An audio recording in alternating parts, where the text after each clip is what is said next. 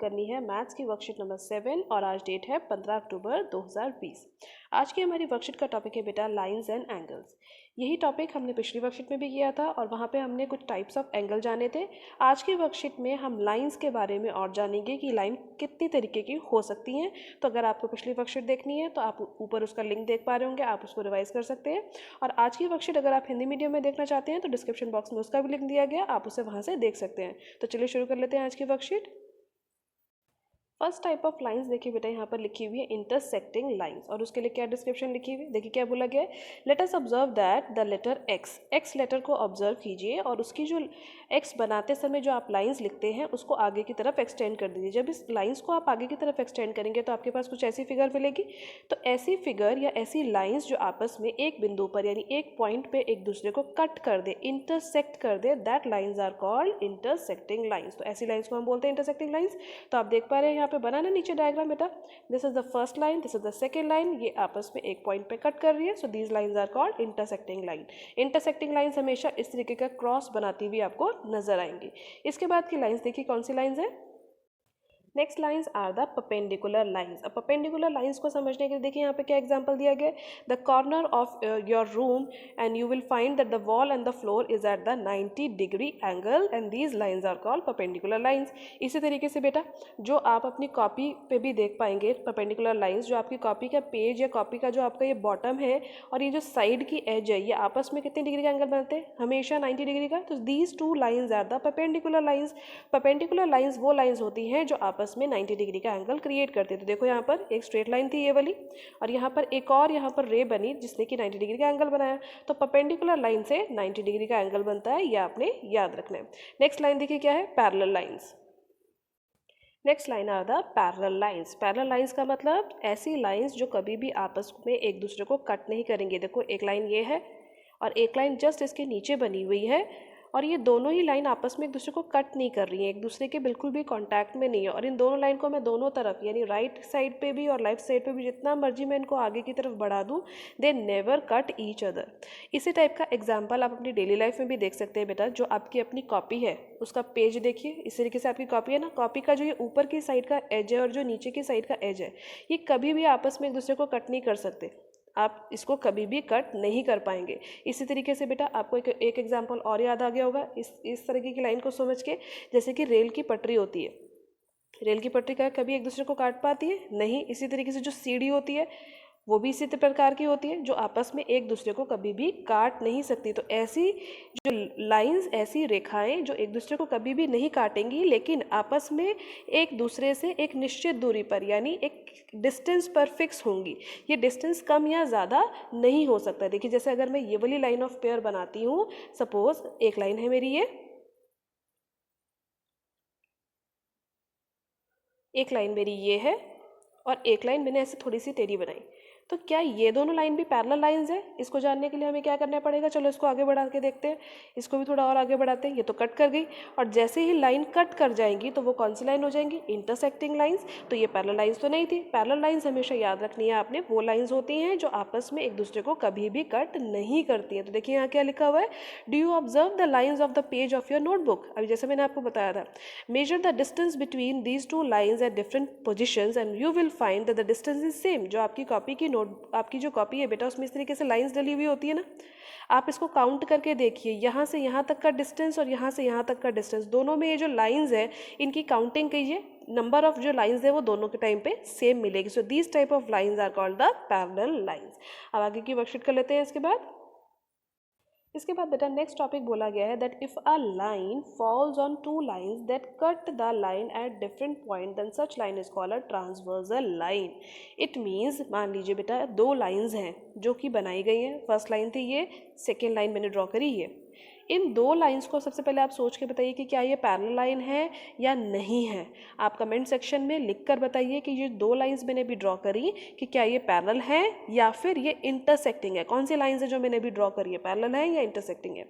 अब इसके बाद देखिए जो तीसरी लाइन है, जो मैंने दो लाइन पहले बनाई उसके लिए आप कमेंट सेक्शन में लिखेंगे, तीसरी लाइन में आप ड्रॉ करने वाली हूँ। अब जो तीसरी लाइन ये वाली मैंने ड्रॉ करी, इसने पहले वाली दोनों लाइन को कट कर दिया 2 पॉइंट्स पे। देखो एक इस पॉइंट पे और एक इस पॉइंट पे।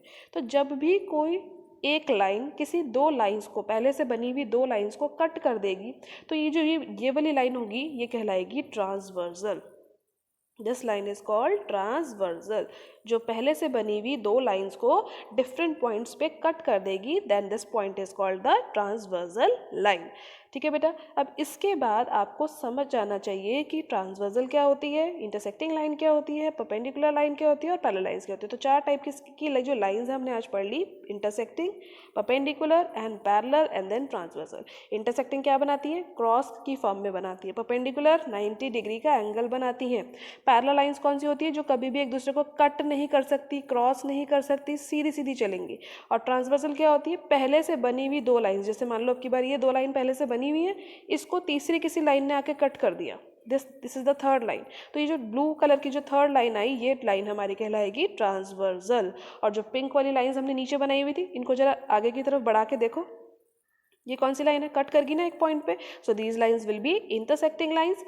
तो आपको अब हिंट मिल गया होगा कमेंट सेक्शन में देने के लिए, तो कमेंट सेक्शन में ज़रूर कमेंट कीजिएगा। अब आगे की वर्कशीट कर लेते हैं।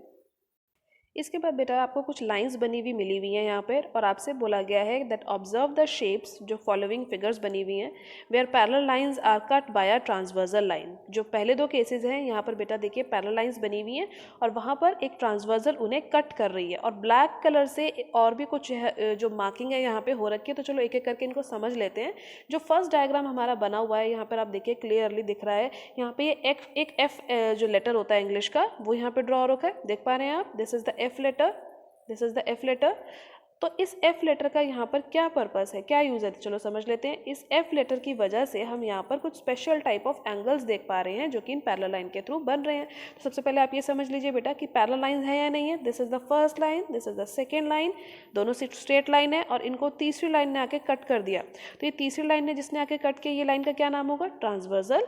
और जो पहले से लाइन बनी हुई थी, these are the parallel lines. इसके बाद यहाँ पर ये जो एफ बना हुआ है, दिस एफ, इस एफ के अंदर कुछ एंगल्स बन रहे हैं। पिछली वर्कशीट में आपने सीखा था ना एंगल्स किसको बोलते हैं। तो यहाँ पर ध्यान से देखिएगा बेटा, यहाँ पर कुछ एंगल्स बन रहे हैं। This F is already marked in your worksheet. इस एफ के अंदर देखिए ध्यान से, एक एंगल यहाँ बन रहा है और एक एंगल यहाँ बन रहा है। These are the angles and these angles are called corresponding angles. तो जब भी आपको पैरेलल लाइंस में आपको कॉरस्पॉन्डिंग एंगल्स ढूंढने होंगे, तो आपको कौन सा लेटर ढूंढना है कॉरस्पॉन्डिंग एंगल के लिए, एक एफ को ढूंढना है। अब यहाँ पर तो मैंने सीधा एफ बनाया, क्या ये एफ थोड़ा सा टेढ़ा भी तो बन सकता है। इस एफ को मैं इस तरीके से भी तो बना सकती हूँ, देखो इधर से इस तरीके से उल्टा एफ बन सकता है, 7 के जैसे, लाइक दिस। ये भी तो एफ ही है लेकिन उल्टा बन गया, जो कि 7 के जैसे दिख रहा है। तो इसके अंदर भी जो ये एंगल बन रहे होंगे, ये भी एंगल कैसे होंगे, कॉरस्पॉन्डिंग एंगल्स। अब क्या एफ की पोजीशन फिर से कुछ चेंज हो सकती है या नहीं, चलो सोच के बताइए। अब की बार एफ ऐसे भी तो बन सकता है, इस तरीके से उल्टा। देखो दूसरी साइड से अब आपको एफ ही दिख रहा होगा ना ये। अब इसके अंदर भी जो एंगल्स बन रहे हैं, देखो एक एंगल ये रहा और एक एंगल ये रहा, these are the corresponding angles. अब एक टाइप से और एफ बन सकता है, कैसे बन सकता है, दूसरे डायरेक्शन में, इस तरीके से, देख पा रहे हैं ना अब एफ को, दिस इज द एफ। और ये वाले एंगल्स भी क्या होंगे, कॉरस्पॉन्डिंग एंगल्स। तो जब भी हम एक एफ को सर्च कर पाए और वो एंगल्स हमें मिल जाएं, तो वो एंगल्स होंगे corresponding angles and these angles are always equal in length. It means अगर ये 100 डिग्री का एंगल होगा, तो ये भी अपने आप ऑब्वियसली 100 डिग्री का ही मेजर होगा। तो आपको ध्यान रखना है कि कॉरस्पॉन्डिंग एंगल्स हमें कब मिलते हैं, जब पैरेलल लाइंस में या किसी भी टाइप ऑफ लाइंस पे जब ट्रांसवर्सल कट कर देती है, तो जो एफ शेप के एंगल्स बनते हैं वो इक्वल होते हैं and they are called the corresponding angles. ठीक है बेटा, इसके बाद हमें नेक्स्ट टाइप ऑफ एंगल्स पढ़ने हैं। नेक्स्ट टाइप ऑफ एंगल्स देखिए बेटा, इसी एफ के थ्रू ही हम पढ़ेंगे। देखो जब ये एफ हमने पहले पढ़ा था, तो जो कॉरस्पॉन्डिंग एंगल्स थे वो कहाँ बन रहे थे, एक अंदर था और एक इस तरीके से बाहर वाला था। अब की बार जो मुझे एंगल पढ़ने हैं वो है इंटीरियर एंगल। इंटीरियर का मतलब क्या होता है, अंदर बनने वाले कोण, यानी अंदर बनने वाले एंगल्स इंटीरियर में। तो इंटीरियर का मतलब इस एफ के अंदर रहना, इस एफ के अंदर के एंगल्स को ही हमने स्टडी करना है। तो दीज आर द एंगल्स जो अंदर बन रहे हैं, so that is why they are called interior angles. और हमेशा इन दोनों एंगल्स का sum of interior angle that are made on the same side of transversal is 180 degree. अब ये जो इंटीरियर एंगल है, देखो एक ही तरफ बन रहे हैं, एक ही साथ बैठे हुए हैं, अलग अलग डेस्क पे नहीं बैठे हुए। जैसे आप एक डेस्क पे बैठते हैं ना दो फ्रेंड्स, वैसे ही ये दो एंगल्स एक ही साइड पे बन रहे हैं। अब इसी डायग्राम को क्या मैं किसी और तरीके से ऑब्जर्व कर सकती हूँ, देखो ध्यान से।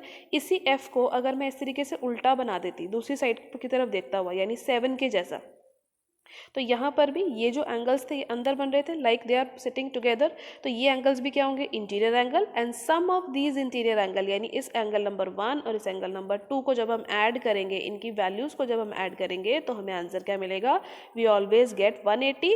जब ये लाइंस हमारी पैरेलल होंगी तब ये एंगल इजीली हमें 180 के मिल जाएंगे। ठीक है बेटा, इसके बाद नेक्स्ट शेप जो हमें यहाँ पे डिस्कस करनी है वो है ऑल्टरनेट इंटीरियर एंगल के लिए। ऑल्टरनेट इंटीरियर एंगल के लिए यहाँ जो शेप बनी हुई है एंगल के लिए, that is the Z shape. अभी हमने एफ शेप देखी थी, अब की बार हम देख रहे हैं जेड शेप बन रही है पैरेलल लाइंस के बीच में। अब इन जेड शेप में एंगल कहाँ बन रहे हैं, ध्यान से देखिए, यहाँ पर एक एंगल बन रहा है, यहाँ पर भी एक एंगल बन रहा है। These angles have a special name and they are called alternate interior angle. Interior क्यों बोल रहे हैं, क्योंकि ये पैरेलल लाइंस के अंदर बन रहे हैं, बाहर की तरफ नहीं बन रही, ये बाहर है ना, और ये पैरेलल लाइन के अंदर का हिस्सा, तो that is why they are called interior angle and alternate interior angle, जो कि जेड बनाते हैं। इसी तरीके से बेटा ये तो सीधा जेड था, क्या ये उल्टा जेड भी बन सकता है, देखो ध्यान से, इस तरीके से भी तो जेड बनाया जा सकता है, जो थोड़ा सा बड़ा भी होगा और उल्टा भी होगा, ये भी तो जेड है। तो यहाँ पर भी जो एंगल्स हमारे बन रहे होंगे अंदर की तरफ, देखो अंदर की तरफ ये है, दूसरा ये है, तो ये कौन से एंगल्स होते हैं, alternate interior angles, and these angles are also equal in case of parallel line. यानी अगर पैरेलल ये दोनों लाइंस अगर हमारी पैरेलल लाइन थी तो ये दोनों एंगल भी इक्वल होंगे। इट मीन्स अगर ये एंगल 100 डिग्री का है तो ये वाला एंगल भी अपने आप ऑटोमेटिकली 100 डिग्री का होगा। तो क्लियर है आपको यहाँ तक के एंगल्स। अब नेक्स्ट टाइप ऑफ एंगल्स हमें पढ़ने हैं vertically opposite angle, very easy to understand. अभी हमने देखा था ना इंटरसेक्टिंग लाइंस किसको बोलते हैं, इंटरसेक्टिंग लाइंस कौन सी थी, जरा याद कीजिए, कौन सी शेप बनाती हैं ये lines, intersecting lines are the line जो इस तरीके से एक्स बनाती है, यानी क्रॉस का साइन बनाती हैं। तो जो हमारे वर्टिकली अपोजिट एंगल है, these angle vertically opposite angle, ये एंगल भी हमेशा इस क्रॉस की लाइन में ही बनते हैं। यानी देखिए ये एंगल और इसके सामने वाला एंगल, इसके नाम में ये ना अपोजिट, यानी इसके सामने कौन है, जस्ट अपोजिट कौन है, ये एंगल है। और दूसरा पेयर कौन सा होगा, फर्स्ट पेयर तो हमने मार्क कर लिया, सेकेंड पेयर होगा ये वाला, यानी 1 will be opposite to 2 and this 3 angle will be opposite to 4 angle. So angle 1 and angle 2 are called vertically opposite angle and angle 3 and angle 4 are called also vertically opposite angle। अब आपने बेटा इन सभी questions में, इस सभी discussion में एक बात ध्यान दी कि जो भी हम ये एंगल्स पढ़ रहे हैं, corresponding angle, interior angle, alternate interior, फिर वर्टिकली अपोजिट, ये हमेशा पेयर में एग्जिस्ट करते हैं, ये अकेले नहीं होंगे, इनके साथ एक इनका फ्रेंड हमेशा ही होगा जिनके साथ ये बैठे हुए होंगे या जिनके साथ ये होंगे। तो जब भी आप इनको सर्च करेंगे ये बेटा पेयर में ही आपको मिलेंगे।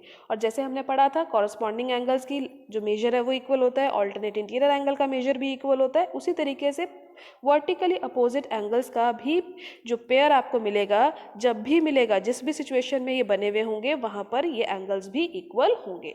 इट मीन्स यहाँ पर जो हमने एंगल 1 लिखा है, that angle 1 will be equal to angle 2 and angle 3 will be equal to angle 4।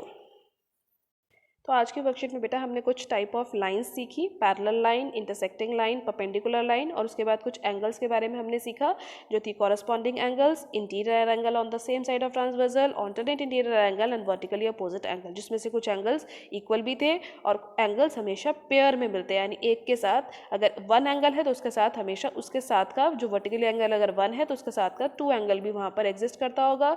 मैंने नेमिंग यहाँ 1 एंड 2 लिखी है, आपके क्वेश्चन में नेमिंग कुछ भी हो सकती है। इसके बाद शुरू कर लेते हैं बेटा नीचे वाले जो क्वेश्चन हमें दिए गए हैं।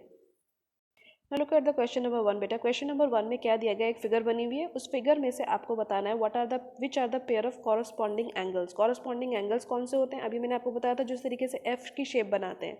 अब एफ ऐसे भी बन सकता है, एफ ऐसे उल्टा भी बन सकता है, एफ ऐसे नीचे की तरफ भी बन सकता है और इस साइड पे भी बन सकता है। तो ये जो चारों शेप्स हमें ढूंढनी है कॉरस्पॉन्डिंग एंगल्स के लिए, डायग्राम ये ऑलरेडी बना हुआ है, तो चलो ढूंढ लेते हैं एक एक करके। सबसे पहले हम सीधा एफ ढूंढते हैं। This is the first F we are searching, पहला एफ हम सर्च कर रहे हैं।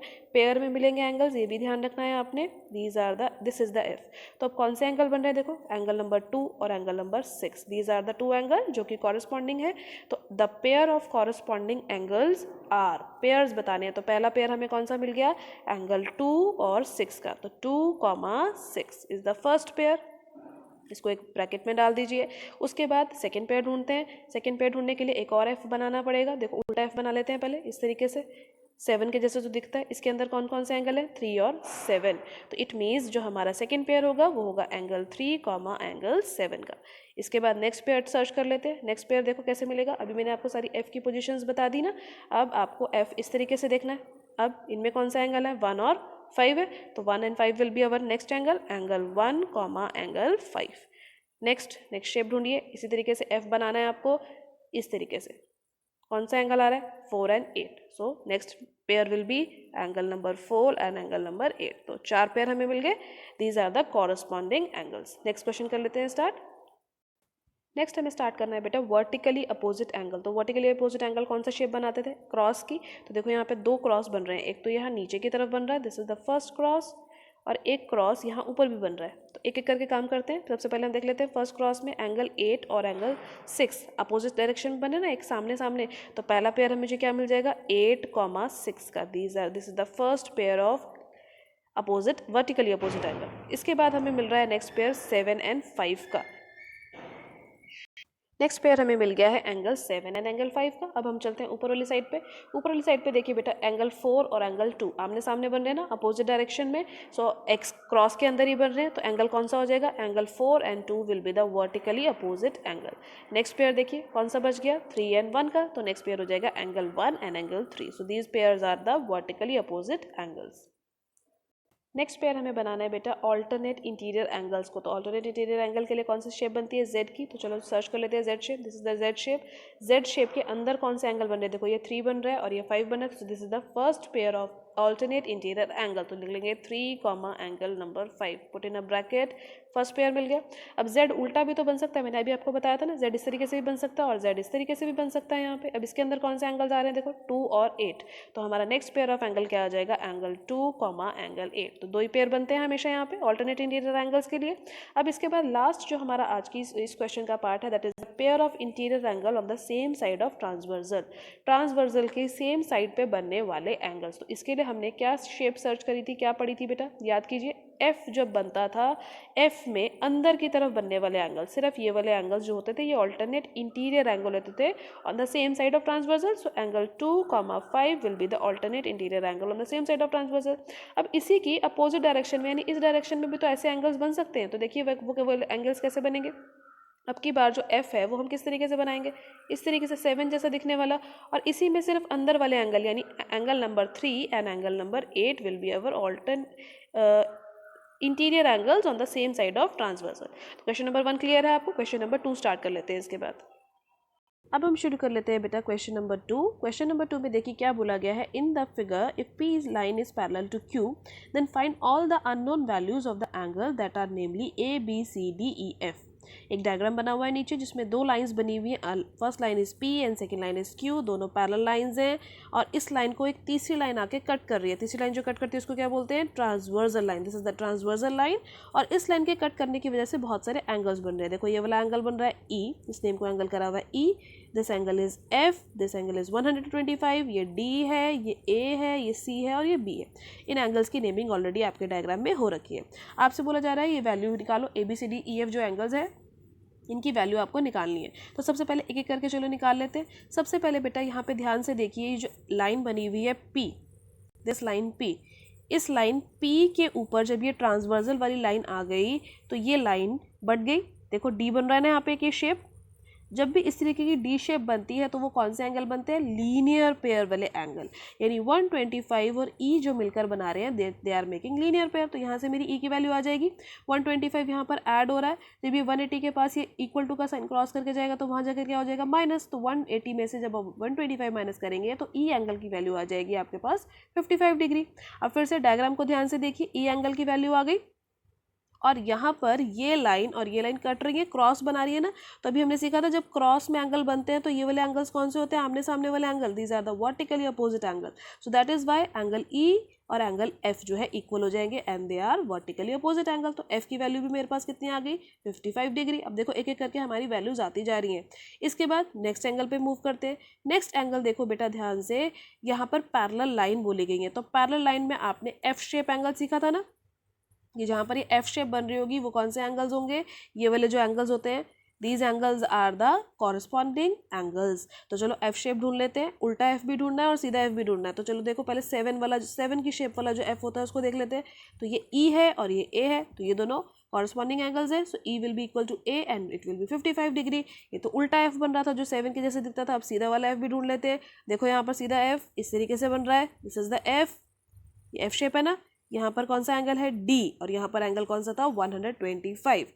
दोबारा देख लेते हैं एक बार, this is the F and यहाँ पर बन रहा था अंदर डी और यहाँ था 125। तो डी का आंसर भी कितना आ गया, 125। These are the corresponding angles. और पैरेलल लाइन जब होती है तो कॉरस्पॉन्डिंग एंगल की वैल्यू इक्वल होती है। तो आपका आंसर आ गया डी का भी। अब इसके बाद ए और सी रह गए, तो चलो ए और सी पे भी काम कर लेते हैं। यहाँ पर देखो बेटा, जब ये क्यू लाइन बनी और ये जो ट्रांसवर्सल लाइन थी, इनके बनने से भी देखो क्रॉस बन रहा है ना फिर से। तो ये जो एंगल्स हैं, ये वाले एंगल्स, ये इक्वल हो जाएंगे। This angle will be equal. क्या बोलते हैं इन एंगल को जो क्रॉस बनाते हैं, they are the vertically opposite angles. तो हमारे जो एंगल्स हैं वो इक्वल आ जाएंगे, यानी A will be equal to C and D is equal to B. A and C will be equal, we get 55 degree, D is equal to B is equal to D is equal to B and that is equal to 125, जो कि vertically opposite angle है। तो सारी आई values आ गई हमारे पास, A B C D E F. बहुत ईजी क्वेश्चन था, आप इसको प्रैक्टिस कीजिए कॉपी में। नेक्स्ट क्वेश्चन देखिए बेटा, question number 3। If two lines intersect each other how many angles have been formed. आपसे पूछा जा रहा है कि अगर दो लाइन, सिर्फ और सिर्फ दो लाइन आपस में इंटरसेक्ट कर दे, लाइक दिस, अगर दो लाइन आपस में इंटरसेक्ट करते हैं तो कितने एंगल्स बनते हैं। तो चलो काउंट कर लेते हैं। This suppose this is the first angle, this is the second angle, this is the third angle and this is the fourth angle. Lines को भी नेमिंग कर दो। Suppose this is the P line and suppose this is the Q line. तो कितने angles बने, 4 angles will be formed. आप लिखेंगे 4 angles will be formed. और ये कौन से एंगल्स कहलाते हैं, these are the vertically opposite angle, these are VOA। Full form लिखिएगा, वर्टिकली अपोजिट एंगल, जिसमें कि एंगल 1 किसके इक्वल होगा, 3K, 2 will be equal to 4। So the third question will also be finished. आज की वर्कशीट के बेटा जितने क्वेश्चन आपने करे हैं उसको कॉपी में प्रैक्टिस कीजिए। टाइम से उसकी फोटो क्लिक करके अपनी सब्जेक्ट टीचर को सेंड करना मत भूलिएगा। NCERT में आज की एक वर्कशीट जैसे जो भी क्वेश्चन है उसको भी प्रैक्टिस कीजिए। और आज की वर्कशीट की ये वीडियो आपको अच्छी लगी हो तो लाइक और शेयर करना मत भूलिएगा। चैनल को सब्सक्राइब कर लीजिए अगर आप पहली बार इस वीडियो को देख रहे हैं, ताकि आपको अगले आने वाली वीडियो की नोटिफिकेशन टाइम से मिल सके। Thank you for watching students.